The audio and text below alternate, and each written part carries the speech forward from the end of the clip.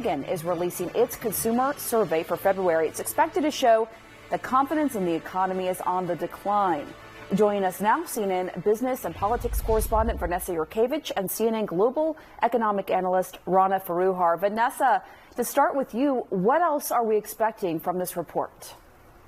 Well, I can tell you what February's initial indicators have said. The University of Michigan puts out a preliminary estimate for how people are feeling just in the first few days of February. And here's what they found. They found that consumer confidence fell for a second month by about 5%, the lowest level reading since July of 2024. And as we dig into this report in a few moments, I think that trend is likely going to continue for the rest of February. But the initial reading found that people were concerned about spending and buying and prices because of tariffs, a drop in 12% in terms of confidence in that, and a 6% drop in how they were feeling about their personal finances.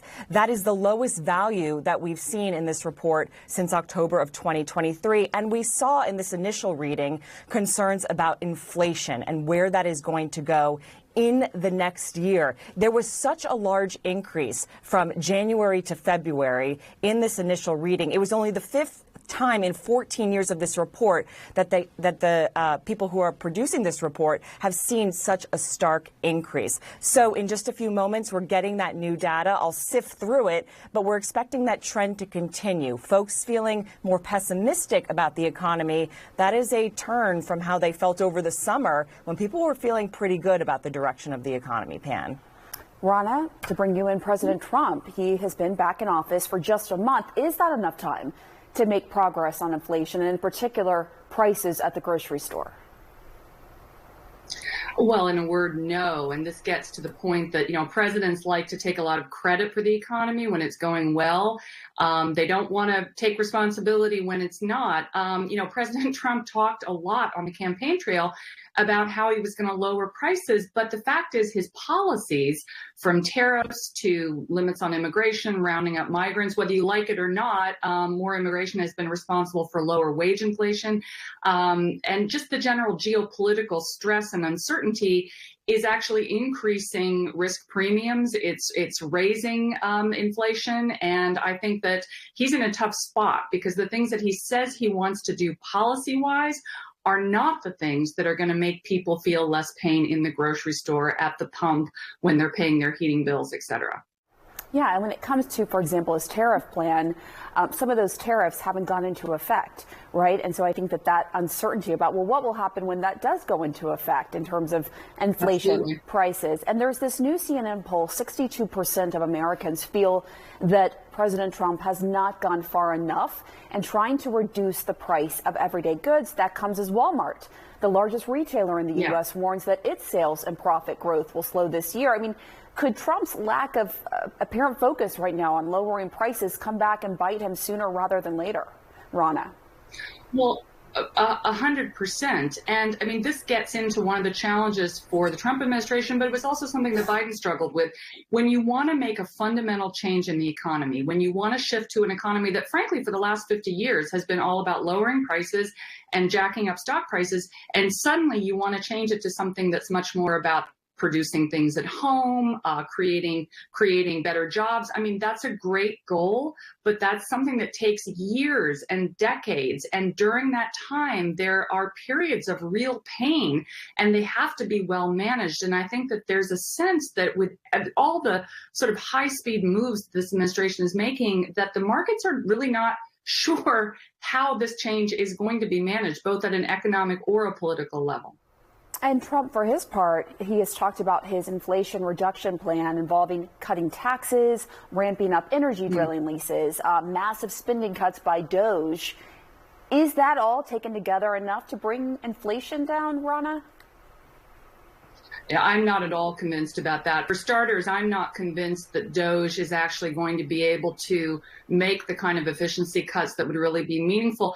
Also, on the flip side, I'm hearing from a lot of businesses, for example, in the energy sector, that are saying, gosh, suddenly there's incredible regulatory uncertainty. The permitting process is being changed. Entire agencies are being ripped apart. And so, again, business doesn't like uncertainty. And that actually could end up dampening investment in some of the areas that the president cares about: energy, critical minerals, manufacturing. So we are in an unprecedented period right now, and businesses are really in a wait and see mode right now. Vanessa, you've actually had a chance to review this new report. What can you tell us? Yeah, just taking a look at the top lines from this report, consumer sentiment in the month of February fell by 10%. The initial readings were closer to 5%. This is 10%. So folks clearly not feeling great about the direction of the economy. This was unanimous across age groups, income levels. And this report looks at about 5 indexes about how people are feeling. The biggest plunge that we saw was 19% in how people were feeling about spending, buying things, because this report says of tariffs, the uncertainty around what tariffs are going to mean for their bottom line. Also for personal finances, how people are feeling about their own finances, declining by about 10% in February. And sentiment for Democrats and independents fell, but for Republicans in this report, it kind of stayed the same. So Republicans may be feeling a little more encouraged. In terms of where things are going with inflation, it's about the same as the initial reading that we saw. Folks are expecting inflation to pick up, and they do have concerns about that, but unchanged from the initial report, which was still a steep increase, I might note, about a full percentage increase. That's about just the 5th time in this report that they have noted such a steep increase. So unfortunately, the sentiment among consumers, the feeling, how people are feeling, doesn't seem to be going in the right direction, at least for the president and how people are feeling about their own bottom line. Pam. What jumps out to you, Rana, from what she just laid out? Well, I'm pulling back the lens and thinking about no matter who was going to be in office at this point, even if Kamala Harris had won the election, I would have been expecting a slowdown. I mean, if you discount the blip, the downturn and upturn that we had during COVID, we're several years overdue for an economic slowdown. I mean, they happen, right? And so this isn't unexpected. I think that the fact that there's so much uncertainty around Trump's policies, and there's just, I mean, we have not been in a real tariff and trade war for, close to 100 years. People don't know what to expect. Uncertainty tends to make them want to sit on savings, be cautious, batten down the hatches. Yeah, and it's interesting because, if you talk to, I interviewed Peter Navarro, who works the White House overseeing the trade policy, and he says, well, the first time around, we didn't see inflation that everyone was warning about. But the difference here is that what Trump is trying to do is much more dramatic, right, Rana, in terms of the 100%. tariffs? Yeah. 100%. You're seeing across the board. I'm not necessarily against tariffs. I agree with Navarro and Bob Lighthizer and others that there are reasons to use this in targeted ways against sort of mercantilist practices on the part of China, other nations. But I think across the board tariffs that are reciprocal and that are hitting all at once, that's really unprecedented territory. I think it's really hard to argue that this is going to be an easy ride.